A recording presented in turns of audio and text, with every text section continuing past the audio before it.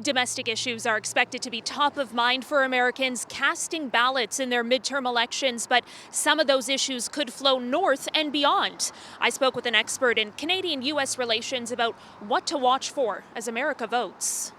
Okay, let's start with the elephant in the room. Why should Canadians care about American politics, or do these midterms not matter so much to us? Glad that you asked. In general, it matters more indirectly than directly. There's no huge difference between Republicans and Democrats in the way that they approach Canadian issues. There's always a little bit of protectionism or preference here and there. We'll fight with your softwood lumber all the time. Here's a reminder of where things stand. Democrats control both the House and the Senate. Republicans need to flip just 5 Democratic seats to take back the House. Democratic control of the Senate is even dicier. Republicans need just 1 seat to win back the chamber. How will a different congressional makeup affect Canada? This is going to be an election where we see a lot of new people coming to Washington. One report found millennials represent 1 out of every 6 candidates for Congress, and we are seeing the first Gen Zers running. That means Ottawa will need to redouble its diplomatic efforts with the U.S. Many Americans are, not as aware of the interactions in our economies, and they don't realize how much it matters that we engage Canada. Take, for instance, the Inflation Reduction Act.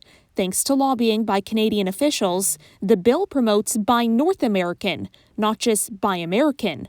But it passed without the support of a single Republican, and if they win control of Congress, they could disrupt its implementation.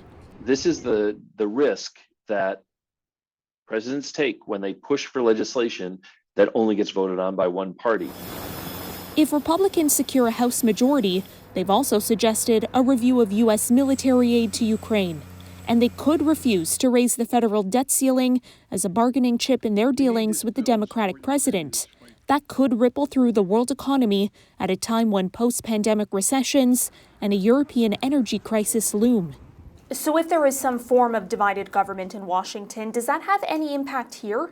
Once the Republicans own something, the president can say, I don't have to like them, but if we want to get anything done, we have to talk to the Republicans. If Congress is more able to function on a less partisan basis, I think Canada stands to benefit, because a lot of what Congress is debating is stuff that Canada is debating, but Canada has a harder time changing the world all by itself.